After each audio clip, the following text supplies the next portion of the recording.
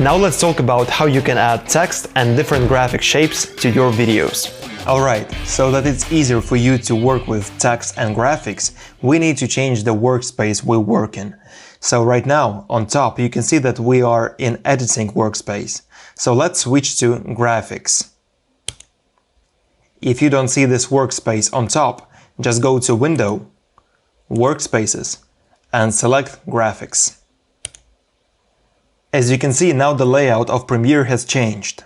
And now we have a new window on the right side, which is called Essential Graphics.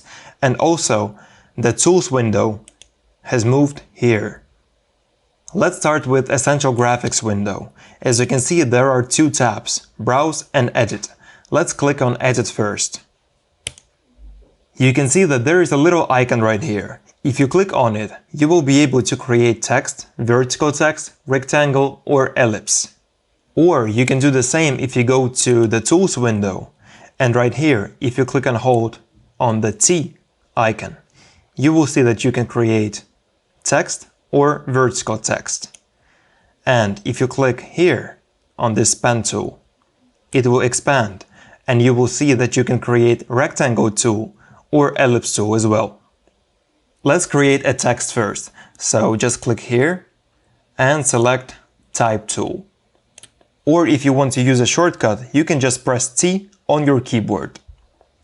And now you can click anywhere inside the program monitor and start typing.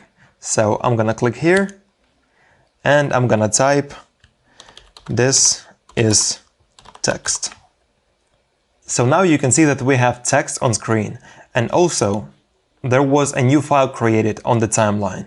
So let me just zoom in, expand it just a bit, and you can see that now we have a graphics clip right here on the timeline. Let me make these windows bigger, and I'm gonna show you what you can do inside the Essential Graphics panel. Let's start from the top. Inside this window, you can see different layers with different graphic elements. Right now, we only have one layer with text that we just created. Let's create another text layer. So let's select the text tool and type text number 2. And also let's create a rectangle shape. So let's go to the Tools window, click and hold here, and select Rectangle tool. And now I'm gonna draw a shape inside the program monitor. So right now you can see 3 layers inside this window here. Let's start with the very first layer that we created and select it. This is text. So you can change its position. You can make it bigger or smaller, and you can also increase or decrease its opacity. Let's suppose that you want this text to be exactly in the middle of your video. So you just have to click on this icon here for vertical center, and this icon here for horizontal center. You can also align it to the top, to the bottom, to the left, or to the right. Let's bring it back to center. And let's change the font of the text. So I'm gonna go to the Tools window, select Selection tool, and I'm gonna double click on this text right here. So right now, my text is selected. And just right here, I can choose the font that I like. So let's type Bebas. This is the font that I like, and let's select it.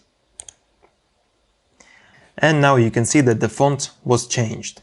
You can also increase or decrease the size of your text by selecting the Selection tool and expanding it like this. And you can also move it around inside the program monitor. Let's double click on it again and let's select text only. And now I can make changes to the selection only. So for example, I can decrease its size, make it italic, and so on. Now you can also change the color of your text. So let's make sure that this layer is selected. So let's go up and just select it again to be sure that it is selected. Then let's scroll down, click here, fill, and let's choose the color that we like. For example, let's make the text blue and click OK. And now you can see that the text became blue. Now you can also add stroke to your text. Just tick this box right here. And you can see that a stroke was added, but it is a little bit too thick. So let's make it thinner by decreasing this number right here. And let's make it white. You can create a rectangular background to your text. So let's tick this box right here, background. Then make it 100% visible. Increase its size. And let's make it blue as well. So I'm gonna select this icon here. And I'm gonna drag it right over the text color so that the background color is the same. And I'm gonna click here to select the same color. And the last thing you can do here is add shadow to your text. So just tick this box right here, shadow. And we can change its properties.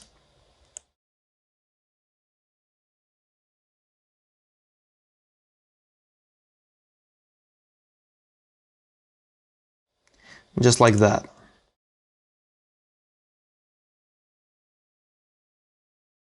And now here's a little tip for you. First, let's go up and disable these two layers.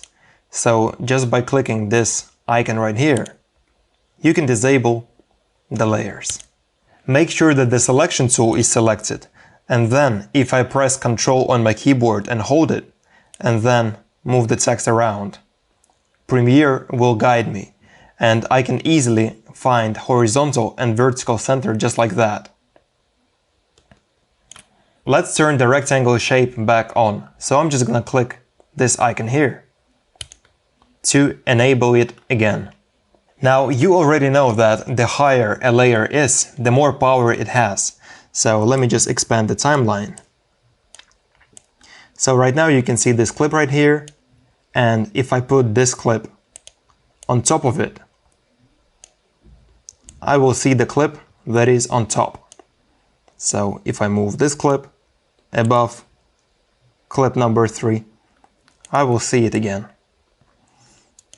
So yeah, the higher something is, the more priority it has, the more power it has. And the same applies to graphics and text. So let me move it here. So if I move the rectangle shape, I won't be able to see the text anymore, because as you can see in this window, the rectangle is above our text. So I can change the order of the layers right here. If I just drag it below our text layer, you will see that the text layer is visible now again. Let's delete some of the layers, and I'm gonna show you one more thing. So let me select the shape layer, and then by pressing delete on my keyboard, I can delete it. And let's delete this layer as well, which was hidden. So I'm gonna select it and press delete on my keyboard. So let's go to the tools window. Click and hold this icon right here and select ellipse tool. Right now you can draw any ellipse that you want. You can change its color. You can add stroke. And you can add shadow as well, if you need to.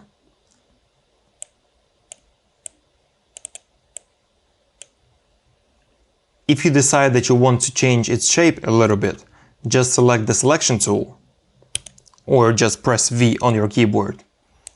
And now you can change its shape just by dragging its sides. Let's delete this shape for now. So I'm gonna select it and press delete on my keyboard. And you can also create a custom shape. So if we go to the tools window again, click and hold here and select pen tool, you can draw any shape that you want. So for example, I can draw a shape like that. Let me just get rid of the stroke and shadow. I can change position of each of the points. I can create a new point. Let me just zoom in. So if I just click anywhere on the line, a new point will be created. And if I click and hold Alt on my keyboard and then click on any of the corners, the corner will become rounded. So I can change its shape like that now as well. So again, I'm gonna press and hold Alt on my keyboard. And then I can make the corner rounded.